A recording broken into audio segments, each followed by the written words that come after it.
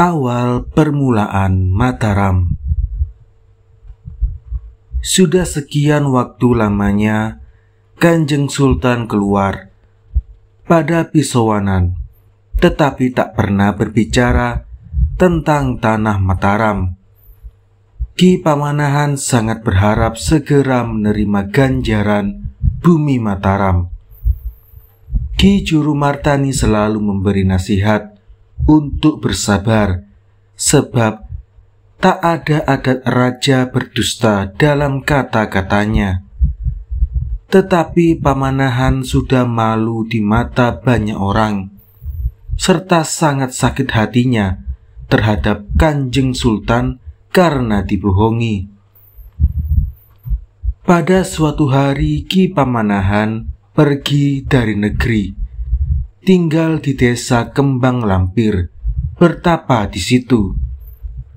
Setelah beberapa waktu lamanya, Sunan Kalijaga datang ke desa Kembang Lampir mengunjungi Ki Pamanahan. Ki Pamanahan segera bersujud pada kaki sang ulama. Ketika semua sudah duduk, Sunan berkata, "Mengapa engkau berada di sini, meninggalkan Sultan Pajang?"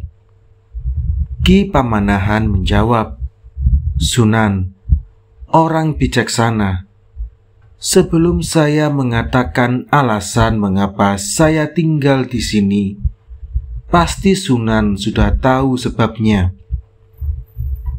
Sunan tersenyum lalu berkata, "Ya, saya sudah tahu maksud dan tujuanmu. Jangan sedih. Ayo ikutlah aku. Saya pertemukan dengan Sultan Pajang. Berhubung kalian berdua satu perguruan, saya wajib mendamaikan agar persaudaraan tetap rukun, tidak ada yang berbeda pendapat." Sunan Kalijaga bersama Ki Pamanahan berangkat ke Pajang. Kehadiran Sunan bersama Ki Pamanahan yang tiba-tiba membuat Sultan agak terkejut. Dengan tergopoh-gopoh, Sultan segera menyambut serta bersujud pada kaki Sunan Kalijaga. Setelah dipersilakan duduk, berkatalah Sunan, "Sultan, mengapa engkau mengingkari janjimu pada Ki Pamanahan? Bukankah Sultan akan mengganjar tanah Mataram serta pati kepada Ki Pamanahan dan Ki Panjawi? Kini Ki Panjawi sudah menerima pati. Mengapa Mataram belum Sultan serahkan?" Sultan Pajang berkata, "Karena tanah Mataram masih tandus, masih berupa hutan, penduduknya baru sedikit. Itulah sebabnya Mataram belum saya serahkan. Niat saya, Kakang Pamanahan mau saya beri tempat lain yang sudah banyak penduduknya serta sudah ramai." Sunan sudah dapat menangkap risau hati Sultan, tetapi tidak mau membuka rahasianya, lalu berkata, "Mengapa akan diberi tanah lain? Bukankah sudah menjadi janjimu sendiri bahwa Pati dan Mataram itulah yang menjadi hadiah?" Rencana Sultan, Pamanahan hendak diberi tanah lain. Berarti Sultan dapat disebut raja pembohong. Sekarang, segeralah Mataram Sultan berikan kepada Pamanahan, supaya jangan ada yang marah. Lestarikanlah persaudaraan kalian. Lama Sultan tidak bisa menjawab Sunan, lalu berdiam diri saja. Andai kata tidak takut pada guru, pasti Mataram tidak jadi diberikan kepada Ki Pamanahan. Akhirnya perlahan ia berkata, Adapun Mataram tidak saya serahkan kepada Kakang Pamanahan, sebab saya dengar menurut ramalan Sunan Giri bahwa di Mataram kelak akan ada raja besar seperti saya. Sunan berkata, jika hal itu yang membuat hati Sultan cemas, itu mudah saja. Ki Pamanahan dimintai janji setia. Saya yang menjadi saksi. Ayo, Pamanahan berjanjilah kepada Sultan, saya menyaksikan. Ki Pamanahan segera berjanji. Sang Sunan, jadilah saksi pada diri saya. Jika saya punya gagasan mau jadi raja di Mataram, atau berniat menaklukkan Pajang, semoga diri saya sendiri tidak selamat. Kurang tahu anak turun saya. Itu tentu yang maha mengetahui hanyalah Allah. Sunan lalu memotong kata-kata Pamanahan. Ya, sudah cukup prasetyamu itu. Saya sudah menyaksikan. Akhirnya hati Sultan menjadi lega, tetapi tidak tahu bahwa semua adalah ungkapan kata kiasan. Sekarang Kakang Pamanahan, terimalah tanah Mataram, tetapi harap maklum masih berupa hutan. Ki Pamanahan menyambut penyerahan itu disertai dengan rasa terima kasih. Berkatalah Sunan, Pamanahan, segeralah berangkat ke Mataram beserta seluruh anak istrimu. Saya doakan semoga tulus abadi persaudaraan kalian. Selamat tinggal, saya mau pulang. Sunan sudah berangkat pulang. Demikian pula Ki Pamanahan. Saat itu Ki Pamanahan itu mempunyai 7 anak, yaitu Raden Ngabehi Lor ing Pasar, Raden Ambu, Raden Santri, Raden Tompe, Raden Kedawung, yang perempuan menikah dengan Tumenggung Mayang di Pajang. Satunya diperistri Arya Dadap, tulis di Pajang. Kedua anak putrinya itu ikut suaminya, jadi tidak ikut ke Mataram. Setelah selesai persiapannya, Ki Pamanahan menghadap Sultan Pajang untuk mohon pamit kepada Sultan dan seluruh kerabat serta sentana di Pajang.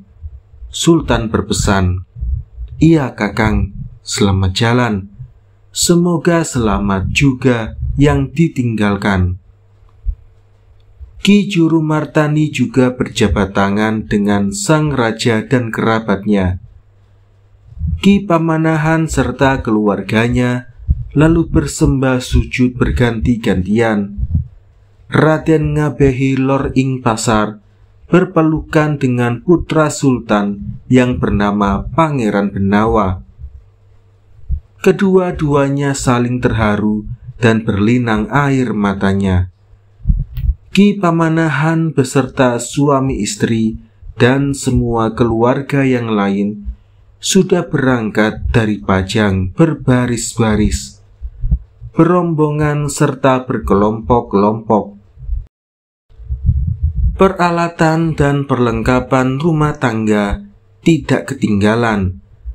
Perjalanannya begitu lamban.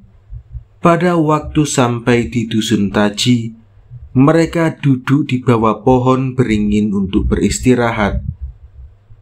Terungkap dalam cerita bahwa Ki Ageng Karanglo sudah mengetahui bahwa Ki Pamanahan boyong ke Mataram. Ki Ageng Karanglo menyiapkan jamuan berupa nasi pecel daging ayam, sayur menir. Ki Karanglo dan istrinya sudah sampai di Taji, lalu saling bersalaman dan mengharap kedatangan Ki Pamanahan. saya menyiapkan hidangan jamuan nasi pecel, ayam, dan sayur menir. Semoga dapat menjadi obat lelah. Ki Pamanahan menjawab, "Oh ya, terima kasih Kisanak." Lalu makan bersama seluruh keluarganya sampai kenyang. Selesai makan, Ki Pamanahan berkata, "Terima kasih Kisanak, hidangannya enak sekali. Saya sungguh sangat berhutang budi pada Kisanak. Semoga kelak saya bisa membalas." Ki Karanglo juga berterima kasih. Perjalanan dilanjutkan. Ki Karanglo berniat ikut mengantar sampai di Mataram. Sepanjang jalan, sangat berharap agar kelak dapat ikut menikmati kebahagiaan. Waktu itu perjalanan sudah sampai di Kali Opak. Sunan Kalijaga sedang mandi di situ. Ki Pamanahan dan Ki Karanglo bersama-sama mendekati. Ki Pamanahan menggosok kaki Sunan sebelah kanan, Ki Karanglo sebelah kiri. Sunan berkata kepada Pamanahan, "Ketahuilah, sesungguhnya keturunan Ki Karanglo ini kelak akan mulia bersama keturunanmu, tetapi tidak berhak menyandang gelar Raden atau Mas dan tidak berwenang naik tandu. Cukup, lanjutkan perjalananmu." Ki Pamanahan dan Ki Karanglo melanjutkan perjalanan mereka. Setelah sampai di Mataram, lalu mulai membangun perumahan di situ. Waktu itu diberi sengkalan tahun 1532. Mataram tanahnya rata, banyak air, buah-buahan, pala gumantung, pala kapendem, pala kesimpar, hasil buah yang bergantung di dalam tanah dan sejenis buah di atas tanah. Segala tanaman bisa hidup subur, segala macam binatang di air dan di daratan juga banyak. Banyak sumber air yang sangat jernih. Orang berjualan juga banyak. Ada yang lalu membuat rumah di situ. Ki Pamanahan sudah ganti nama Ki Ageng Mataram, serta berbahagia beserta seluruh keluarga dan seluruh kerabatnya.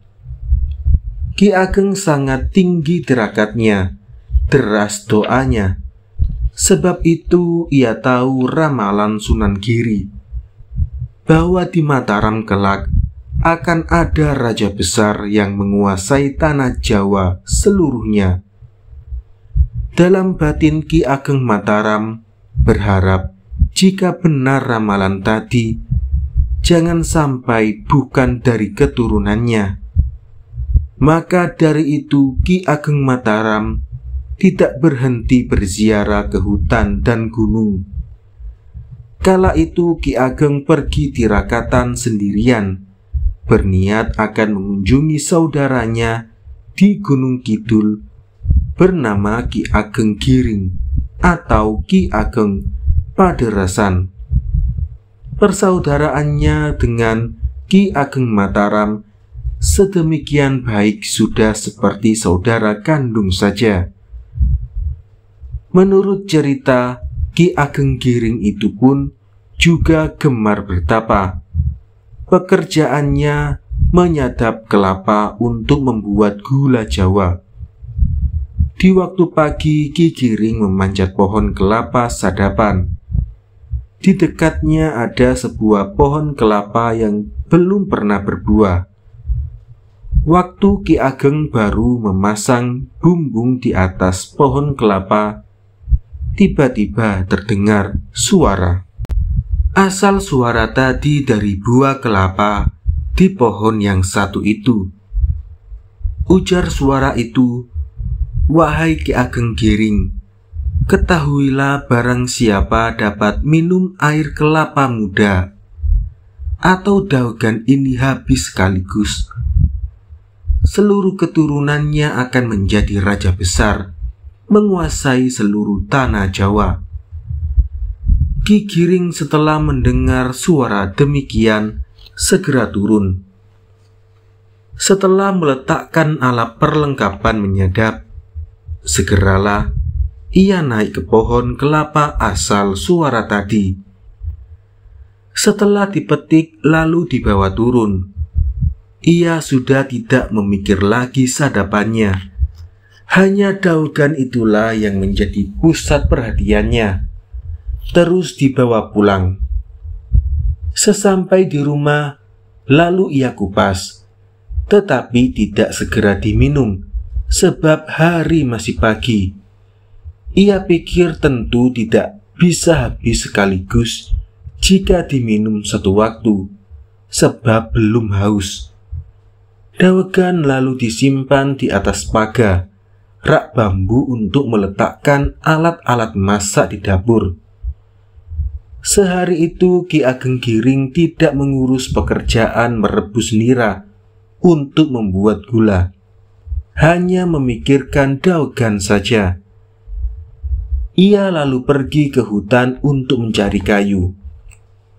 Waktu Ki Ageng Pamanahan tiba, Ki Giring belum pulang, lalu bertanya kepada Nyai Giring, "Mbak Yu, Kang Giring kemana? Kok tidak kelihatan?" Nyai Giring menjawab, "Kakakmu Giring baru ke hutan mencari kayu bakar." Ki Ageng Mataram lalu masuk ke dapur, ingin minum air nira atau legen. Setelah melihat di dapur sepi, tak ada legen, hanya ada sebuah daugan, segera diambil oleh Ki Ageng Mataram, dibawa masuk ke rumah, duduk di balai-balai serta melubangi daugan itu untuk diminum airnya. Lalu berkata kepada Nyai Giring, "Mbak Yu, mengapa Kang Giring tidak merebus nira? Saya ke dapur ingin minum, mencari legen tidak ketemu." Nyi Giring menyaut, "Ya, cuma sehari ini lowong, kakakmu ingin istirahat." Betapa terkejutnya Nyi Giring begitu daugan akan diminum oleh Ki Ageng Mataram. Ia segera mencegah, "Adi, daugan itu jangan engkau minum. Pesan kakakmu sangat keras. Jika jadi engkau minum, pasti saya akan dipukuli." Ki Ageng Mataram menyahut, "Mbak Yu, jangan khawatir. Nanti Mbak Yu bilang akulah yang memaksa, sebab haus saya sudah tak tertahan lagi.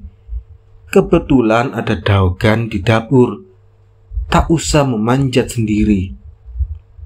Ki Ageng lalu meminum sampai habis seketika, tidak tersisa setetes pun. Begitu nikmat rasanya. Tidak lama kemudian Ki Ageng Giring datang dengan mengangkat kayu bakar, langsung ke dapur. Kayu lalu diletakkan. Maksud Ki Ageng Giring segera akan minum daugan tadi.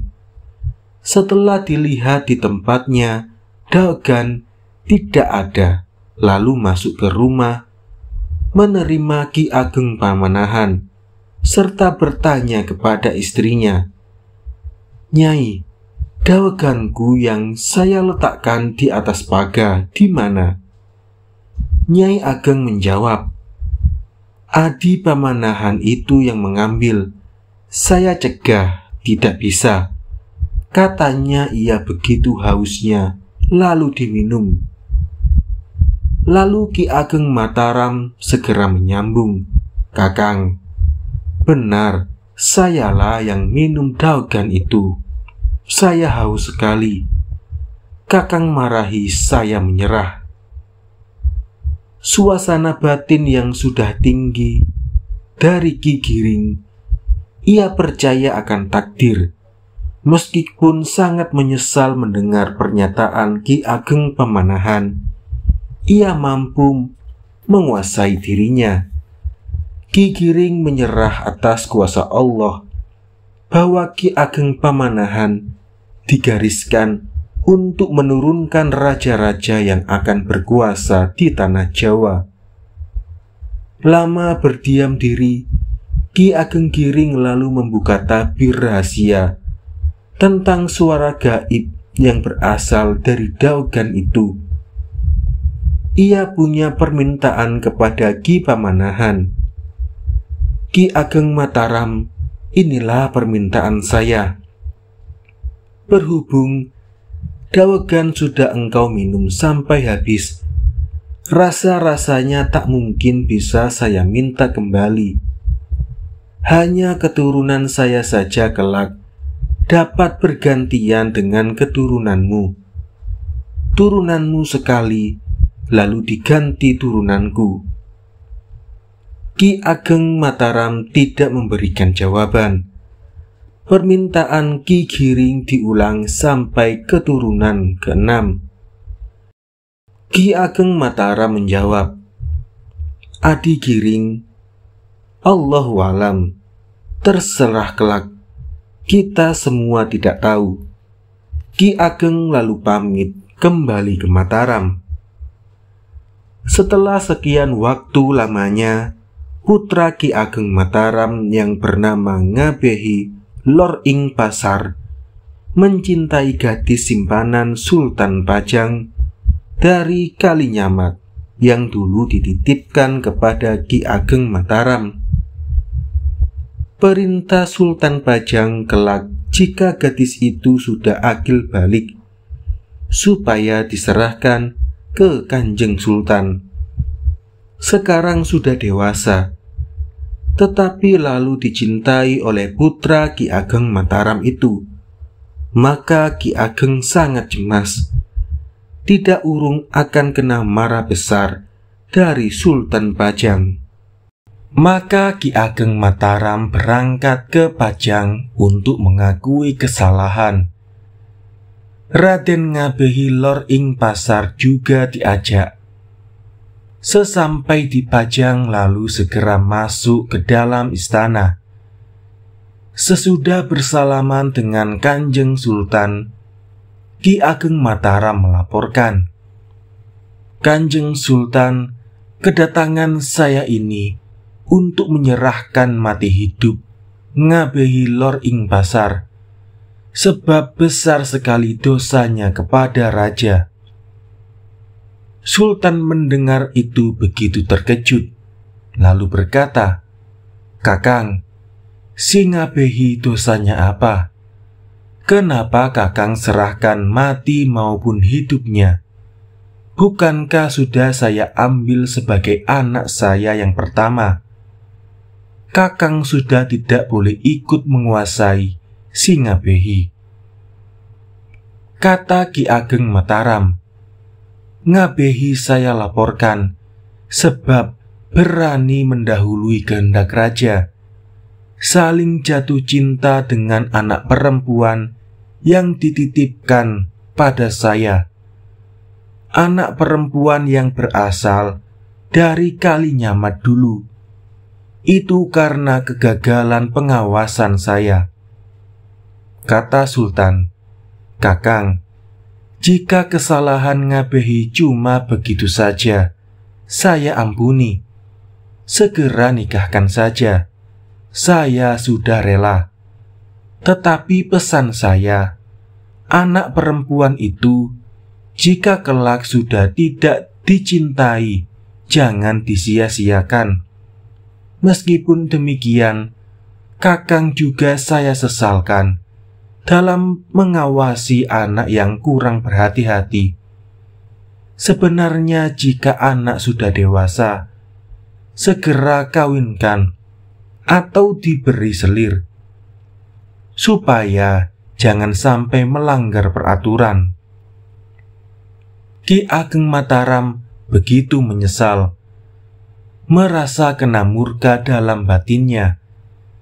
Setelah Kanjeng Sultan sudah selesai memberikan pesannya, Ki Ageng Mataram serta Raden Ngabehilor lalu mohon pamit kembali ke Mataram. Sesampai di Mataram, Raden Ngabehi lalu diresmikan hubungannya dengan gadis itu. Setelah berjalan sekian lama, mendapat seorang putra yang tampan rupanya. Ia diberi nama Raden Rangga. Ayah dan ibunya sangat sayang. Pada suatu ketika diceritakan, Sultan Pajang datang ke Giri beserta seluruh kelompoknya. Ki Ageng Mataram juga ikut. Waktu itu para bupati, Dibang, Wetan, lengkap semua hadir di situ. Dari Japan, Wirasaba, Kediri, Surabaya, Pasuruan, Madura, Sedayu, Lasem, Tuban, Pati, semua membuat pesanggrahan di situ. Pada suatu hari Sunan Prapen keluar Siniwaka. Sultan Pajang serta bupati duduk berjajar. Pengikutnya duduk di belakang gadisnya masing-masing. Sultan lalu diperintahkan untuk dekat dengan sang ulama serta diwisuda menjadi sultan di Pajang, bergelar Sultan Prabu Adiwijaya. Waktu itu diberi sengkalan tahun 1503. Lalu hidangan keluar mengalir dari Kedaton. Sunan Prapen dan Sultan Pajang serta para bupati bersantap bersama. Sang ulama berkata, "Anak-anakku para bupati semua, rukun-rukunlah dalam persaudaraan. Jangan ada yang berbeda di dalam budi, bersatulah dalam hati. Bersyukurlah pada Allah dalam kedudukan kalian masing-masing. Yang dititahkan menjadi besar dan kecil, semua itu adalah semata dalam kepastiannya. Saya mohon kepada Allah semoga selalu selamat di dunia dan di akhirat." Para bupati semua mengamini semua harapan Sunan Giri. Selesai para bupati dan sultan bersantap, gantian para abdi yang makan. Sunan Giri yang begitu tertarik pandangannya kepada Ki Ageng Mataram, sebab Sunan Giri adalah orang yang tajam batinnya. Ia tahu segala sesuatu yang terjadi. Lalu memanggil kepada Sultan Pajang, "Sultan, abdimu yang makan belakangan itu siapakah namanya?" Jawab Sultan, "Itu abdi, penguasa Mataram. Kekuasaannya meliputi tanah seluas 800 karya." Sunan Giri, "Panggillah maju ke sini. Perintahkan duduk sejajar dengan para adipati." Ki Ageng Mataram segera maju. Sunan berkata kepada para bupati, "Anak-anakku para adipati semua, ketahuilah keturunan Ki Ageng Mataram ini kelak akan menguasai seluruh tanah Jawa. Giri ini pun kelak juga akan tunduk ke Mataram." Mendengar amanat Sunan itu, Ki Ageng Mataram lalu bersujud ke tanah, begitu kagum dan berterima kasih kepada sang Sunan. Lalu mempersembahkan sebuah keris kepada Kanjeng Sunan, tetapi tidak diterima olehnya. Para bupati sangat terkesan melihat Ki Ageng Mataram itu. Sunan Giri lalu memberi perintah para adipati untuk membuat telaga. Para abdi dan para balanya segera bekerja menggali tanah. Akhirnya telaga sudah jadi, begitu indah, dan diberi nama Telaga Patut oleh sang ulama Sunan Giri. Sultan Pajang serta para bupati sudah diperkenankan kembali ke negerinya masing-masing. Ki Ageng Mataram juga sudah kembali ke Mataram. Sultan sesampainya di Pajang menyampaikan apa yang menjadi ramalan Sunan Giri tentang masa depan Mataram. Para menteri, bupati, santana keraton setelah mendengar itu sangat terkejut. Putra Sultan yang bernama Pangeran Benawa berunjuk atur, "Rama Prabu, kalau ramalan Sunan Giri tadi benar, Mataram saya ibaratkan latu sapelik, setitik api. Sebaiknya segera disiram air, agar jangan sampai membara berkobar-kobar. Jika Kanjeng Sultan mengizinkan Mataram, akan saya rusak dengan perang." Para bupati ramai mendukung usul Pangeran Benawa itu. Sultan Pajang berkata perlahan, "Benar unjuk aturmu itu. Mataram itu tidak seberapa. Jika engkau serang dengan perang, pasti hancur. Tetapi ingatlah takdir Allah itu tidak bisa diduga oleh umat manusia. Saya takut pada pantangan dari Sunan Giri. Siapa mendahului, pasti bilahi." Pangeran Benawa serta para Paunggawa semua menahan dirinya. Tersebutlah cerita pada suatu ketika Ki Ageng Mataram sedang duduk di hadapan oleh putra dan kerabatnya. "Anakku dan sanak saudaraku semua, berhubung aku diramal oleh Sunan Giri bahwa anak turunku kelak akan berkuasa di tanah Jawa, pesan saya, kelak jika kalian merebut wilayah Bangwetan, pilihlah hari seperti waktu aku diizinkan ikut Sultan menghadap Sunan Giri, yaitu hari Jumuah Pahing, bulan Muharram. Ingatlah ini selalu. Apabila kedatangan musuh, jika kalian menghadang musuh itu, jangan sampai melewati Gunung Kendeng, sebab akan kalah perangmu. Selanjutnya kelak, jika mengangkat bupati, pilihlah dari keturunan kerabat Mataram, sebab mereka telah ikut prihatin, ikut andil membangun Mataram. Jangan sekali-kali memilih orang di luar keturunan Mataram." Banyak pesan yang disampaikan kepada para putra, sentana, dan kerabatnya. Waktu itu Mataram sudah gemah ripah, murah sandang, murah pangan. Di saat-saat demikian Ki Ageng Mataram sedang sakit keras. Ia meninggalkan wasiat atau pesan terakhir kepada Ki Juru Martani. "Berhubung saya sudah sampai pada janji, terserah bagaimana mengasuh anak-anak semua. Adapun yang saya beri mandat menggantikan saya adalah ngabehi Lor ing pasar." Kepada para putra dan putrinya, Ki Ageng meninggalkan pesan pula, "Anak-anakku kalian harus selalu menurut kepada pamanmu, Ki Juru Martani."